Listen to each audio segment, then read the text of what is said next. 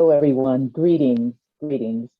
Um, I had this whole thing planned out of what I really wanted to start to say, but I want to go into what is really, really important and what I see here, and that's building cultural relationships. I want to say thank you to Maheen, thank you to Penelope, thank you to all of the speakers. Several of you I know I've talked to in person, several of you we've worked together on projects. And I just want to say I am elated and it is amazing. And it's just, I wish everyone could hear this event. But I won't take too much of your time. I'm clocking myself. um, so I want to start out, as I did say, it is an honor to be here and a privilege to be invited by WomenAscension's platform honoring International Women's Day and to be among these amazing women from around the globe. I am so appreciative to Maheen for this opportunity as we met a year ago with another opportunity and shared an event. And it has been such a pleasure to know her. It is moments like this that make the journey as a founder of Women Entrepreneurs Worldwide. Since 2009, in addition to many women who have connected with WW, our numbers are now reaching over 25,000. And I invite all of you to join us. What is Women Entrepreneurs Worldwide? Their mission is building cultural relationships and networking bridges globally. We've done that successfully since 2009. And I can point to meeting Maheen, I can point to meeting Seda. There's so many individuals on here. I want to continue to do that. I also want to encourage and say to you that there are no events or such as a pandemic or COVID-19 that can tear our bridges down. We can stand firm. We are strong women. And regardless of what country we're in, there are a couple things that we can do, but I don't want to get off track of just a little bit about myself, but I don't want to labor on that.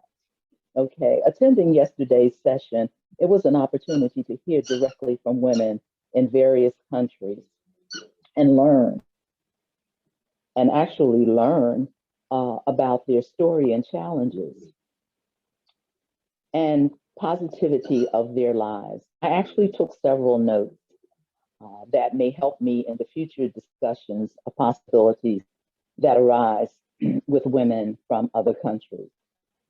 I was definitely inspired yesterday. And just a brief background about myself, I know that WomenAscension has shared a profile. I'm on LinkedIn, that's where you can find me. But I'll just take a few minutes of just tell you about me in the United States and the journey that I've had. Born and raised in the United States, in Philadelphia, Pennsylvania, I am grateful for the many twists and turns along my journey, especially as I am afforded the opportunity to interact with women from various countries. I was raised in a tight-knit family environment that consisted of a mother, a father, a grandmother, grandfather, and great-grandparents and siblings. Our family came up from the South, and many of them were exposed to slavery. It may be ironic when I say this, but those who were raised directly from the slave owners were instrumental in instilling the benefits and the education we have today. I'm not going into that long story. So when these family members came to the North, they brought those values with them and made sure everyone incorporated them in their lives. Education, faith, and family were a major foundation, and they still are today. Also, understanding your heritage and having core values. Then again, times were different, but what I was exposed to, excuse me, losing my voice, are the basics I guided my children by. Speaking of education, it is definitely a plus to have, but with several economic recessions the U.S. has dealt with and other countries, the U.S. actually is endorsing and learning and leaning towards entrepreneurship. They are actually trying to incorporate it in their school programs, even in the lower grades. slowly, step by step. Excuse me. As I travel to various countries, I have a keen awareness of just how many individuals are left behind due to the emphasis put on higher education that include various degrees. I am not disputing that a higher education is not beneficial and that the basic education is not required. But what fails to be understood is that everyone will not take the same journey. Please understand that. In life, there needs to be an encouragement and realistic view of life. This is just my opinion, but there are unrealistic views, especially in the West, on obtaining success. The United States offers many opportunities, and as my travels have shown me firsthand since 1980, like any other country, has its positives and negative challenges. But isn't that life itself? What is important that I emphasize during dialogue with many who seek out women entrepreneurs worldwide, as we discuss what opportunities are available in their countries, especially as it relates to women, is that challenges are only a part of the journey.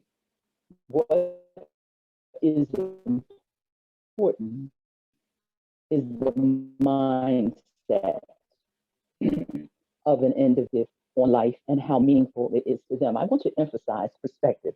Perspective and how you view things will take you a long way. I know it is not easy. I do not compare here with other places, and I've visited many countries, and I do understand the struggle of women, the struggle of the people there. I want to say that at this particular point, there is also women entrepreneurs, and myself, we're involved with one of the projects that's coming online, educating youth by way of Kabul's talent school online. So you will be seeing that shortly. So I do understand the struggles. Have you thought about how your perspective of life affects your outcome? In today's world with advanced technology, social media, it can be difficult to zero in on your perspective of life. There are so many distractions. In the US, many are busy being successful, and there is nothing wrong with being successful. Don't misunderstand me. Yes, it is true that there is that desire, but have you ever really thought about what success means to you? What success is what is success to one is not to another, and I live by that. Another thing a lot of emphasis is placed on is trying to fit everyone into the same box regarding the journey to the road of success. How do you view success and what do you measure it by and by whom? I want all of the women here, and I know that you do, to stand firm in your convictions and know that you are valued, you are important, you are successful in whatever means, whether or not you're cooking on social media or you're training in an NGO, you are successful, and you must believe that. You must believe that your success and what you do has to be passed on to others. During my conversations with individuals, both men and women, the question of the definition of success was what it means to that individual. Many individuals measure their success by others and their status. That's a major thing here, and I don't want to go into that too in depth. As I think back, we have a solid family structure, household that consisted of parents, siblings, and I said, grandparents and so forth, along with family-based support, which is important. And I know that that does not exist even here in the United States with everyone. The word respect was a major contributory factor, even though I nor my siblings did not always agree with discussions of our parents. What we had and still do is the understanding of respect for other individuals and their points of view. One of the important lessons was listen with respect, take from the points of view what you need, and understand that there is a negative and positive to everything. The choices sometimes, most times, can result depending on your perspective on life. And so I don't want to take up, I want to make sure my time, I'm okay. As a teenager, we moved to sections of Philadelphia, Germantown. My high school was 90% white. And we were the only Black Negroes on our block for a short period of time. But sections I contribute to how I navigate in life are those movements that I did even to this day. As many times I think about it, my family environment is contributory to what my passion is today. My passion is global connectivity, building cultural relationships, and networking globally. Diversity, all of those things are incorporated. And so I won't go further with this. You can find many other things about me on my LinkedIn profile.